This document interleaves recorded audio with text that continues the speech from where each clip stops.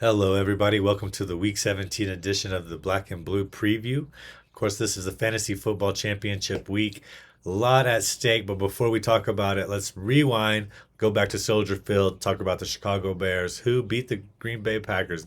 Give credit where credit is due. Caleb Williams did exactly as I said he would last week. I didn't know it would come in about a 10-minute span of reality at the end of the game, but that's what he does. So, Ben Johnson, congratulations. DJ Moore had a great game. Probably got a lot of people to the championship. Can you play him this week? I don't know. We'll let Andy handle the Bears. As for the Green Bay Packers, Jordan Love got knocked out with the concussion.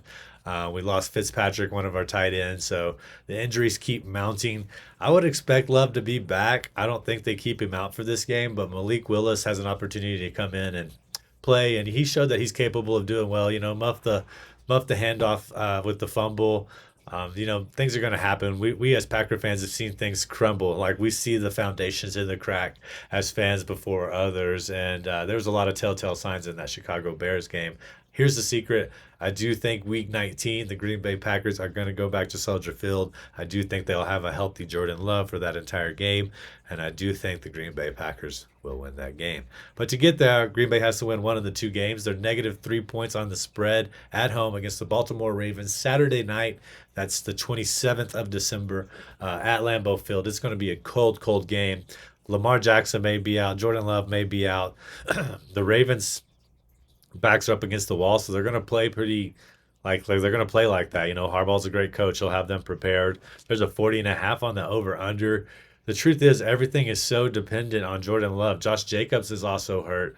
Romeo Doubs, everybody's going to remember him for, muffing that onside kick, but I think that he had a great game. He outproduced Christian Watson. He outproduced Luke Musgrave. He outproduced Jalen Reed. So I think that he had a great game. You look back, if you had him in your lineup, you were probably happy with this production. Can he repeat it? Possibly.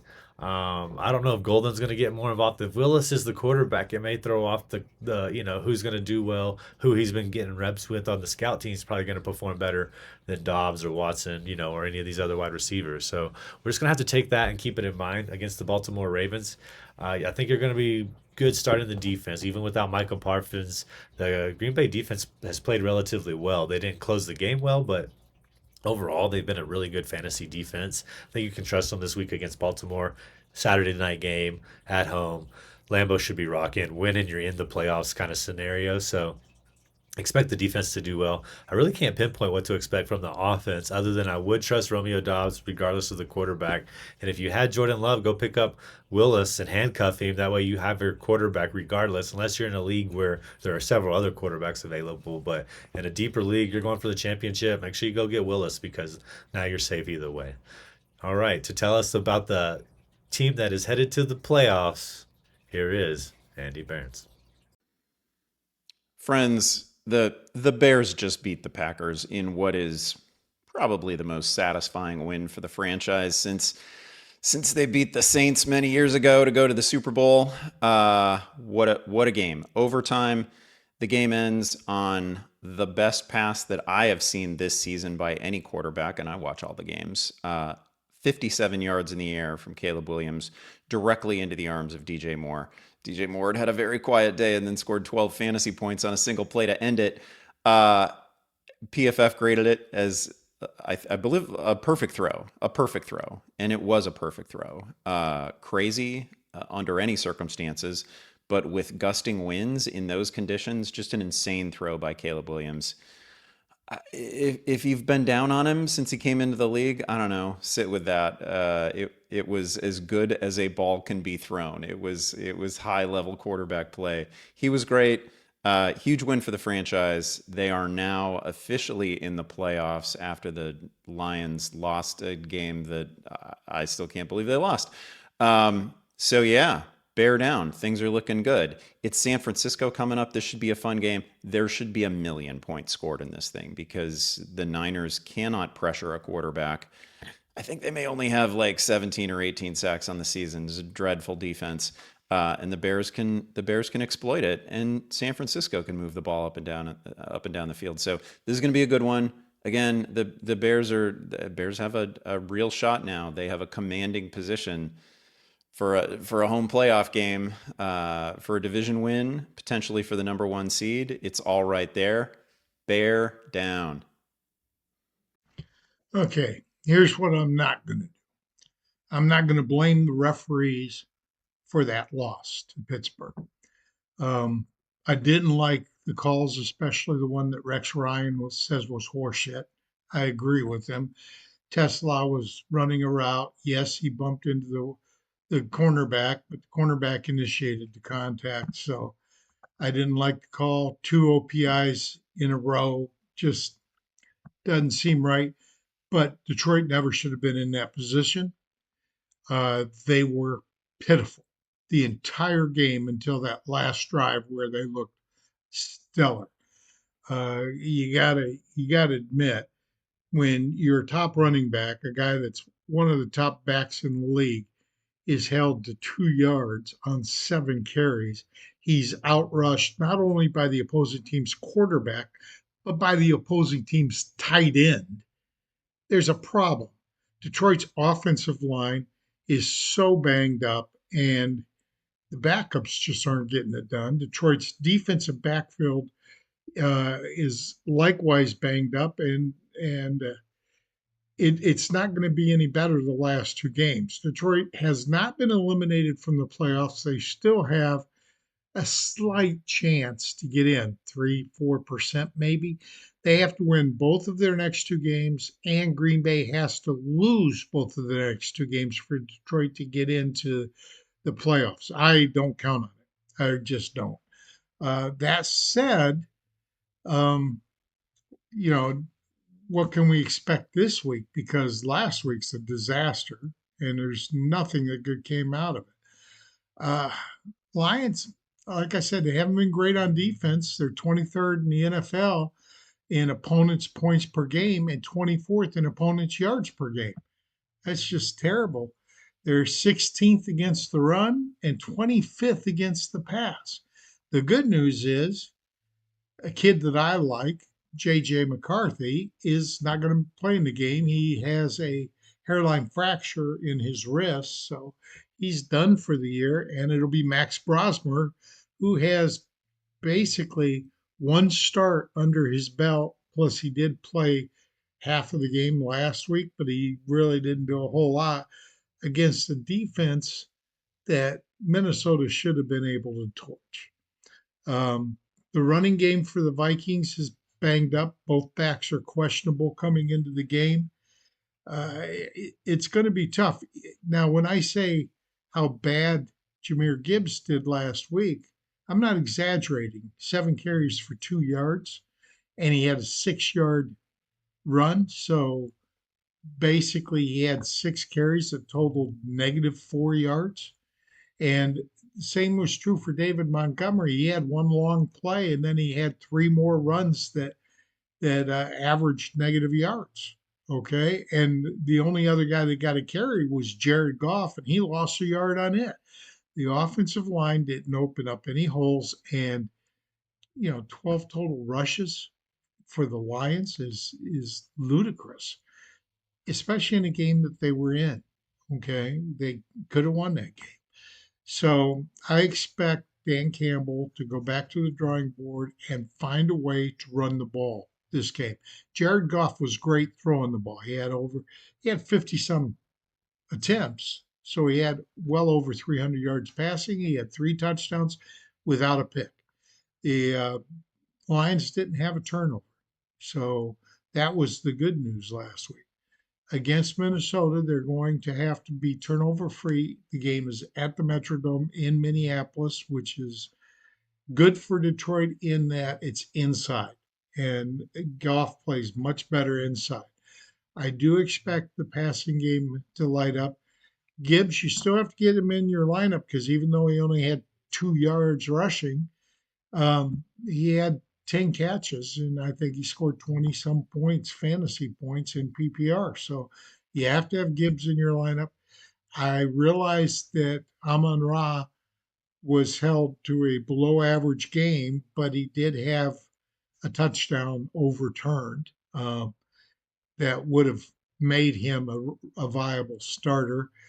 You still got to start Jamison Williams because he's the big play guy down there. Khalif Raymond actually had a pretty good game. If you get points for return yards, Raymond does get return yards. Plus, he also is the third receiver now. He and Tesla kind of split that WR3 moniker. They're both on the field quite a bit.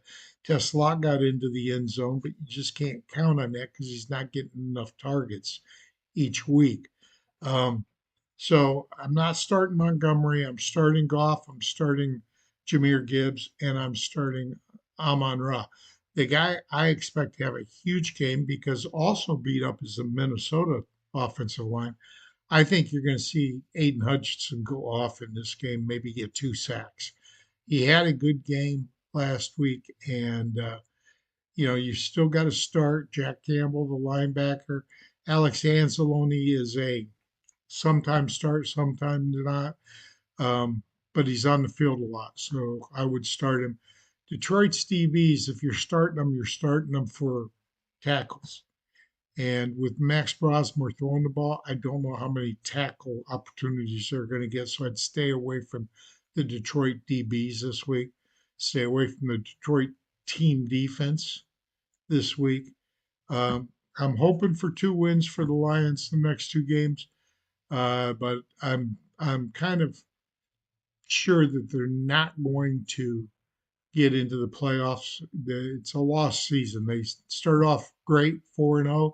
Then they traded wins and losses for several weeks until this last 2 weeks they've lost 2 in a row, and that's knocked them out of playoff contention. So I do expect them to finish 10-7, but to do that they got to get past Minnesota.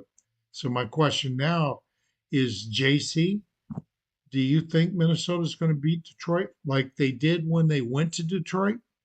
Over to you, buddy. What's up, everybody? This is JC from the Sports Affiliation, and we are here to talk Minnesota Vikings like we do every week. Well, last week we got another win against the Giants. Not an easy win because it definitely cost us a couple players. JJ McCarthy gets hurt. Jordan Mason gets hurt, TJ Hawkinson gets hurt, and Brian Kelly, our center, gets hurt. So we are without a bunch of players this week. Max Brosmer will be playing. He did get his first victory as a Minnesota Viking. We do like to see that. So let's just talk about a little bit about Max. Y'all know that I'm not really big on McCarthy, so I want to see our hometown guy, Max Brosmer, who played for the Gophers here in Minnesota. I want to see him come out and kind of have fun. Last week, when he went 7-9, didn't score any points, right? But he didn't have an interception, 52 yards, and a 90% passer rating, which is pretty dang good. He did get sacked once, though, but I just think, we're going to make this short and quick because there's not really much to say. Vikings have 2 weeks left in the season. They're already eliminated. And we have 2 home games against, NFC North rivals. So, this week we get to play the Lions, and then next week we're playing the Packers. But yeah, Greg, this could be interesting. Like I said, I don't know how much, how effective Brosmer will really be, but I think Aaron Jones has a big game this week. They're going to be leaning on him. He actually had a pretty decent game last week, especially with Jordan Mason out. We could see some Xavier Scott. He can get in the mix, probably maybe catching the ball a little bit, but Aaron Jones is a specialist catching the ball, so we could see a lot of him out of the backfield, catching the ball, running the ball, doing a whole lot of that stuff. We might even get a little bit of CJ Ham, but Justin Jefferson, man, he seems to like Brosmer. He throws the ball a little bit softer than McCarthy does, a little bit more touch. I want to see what he can do with Jefferson. But these are kind of the only 2 players I might be starting this week. Addison maybe, but probably only Aaron Jones and Justin Jefferson on this team. But if you're on the defensive side, we've got Blake Cashman's been an absolute domination, man. He had 7 tackles and 9 assists, so huge week for him again. If you want to get Allen out there, you can start him. He had a great game last week, 8 total tackles and a sack.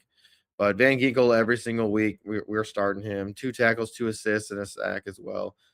You can always hope for interception from him because he is always there getting that opportunity to get that interception. But he's definitely always disrupting the backfield, and we want to see that this week. Throw Jared Goff off a little bit this week. We saw what happened last week. Amon-Ra St. Brown, he might be a little bit banged up. It's going to be an interesting game. I think Minnesota might be able to slow down this offense, and maybe we get another win this week, but I'm not going to put any hopes on it. Will Reichard's probably going to be kicking the ball a lot. I think Brosmer and our run game can get us within field goal range to where we can score some field goals, kind of like we did last week. Get a little victory that way. But yeah, I think we're going to probably keep this one short. Like I said, it is Christmas. Happy holidays to everybody. Merry Christmas. Hope everyone has a great week. We do have 3 games this week on Christmas Day, so that will be somewhat exciting, even though everyone says the games aren't going to be great, but enjoy them. Like I said, we do have an NFC North rivalry game here, the Lions and Vikings, so Greg and I are going to be going at it. But yeah, appreciate everyone coming to hang out this week. Black and Blue Fantasy Football preview, a little bit of the NFC North every single week. Make sure you guys check out the website up here, the QR code, sportsaffiliation.com. And make sure you also go check out our swag website, affiliatedswag.printful.me. We got a bunch of gear up over there. We're going to be getting more up over there as well. But appreciate everyone hanging out. Skull Vikes, I'm out of here. Later.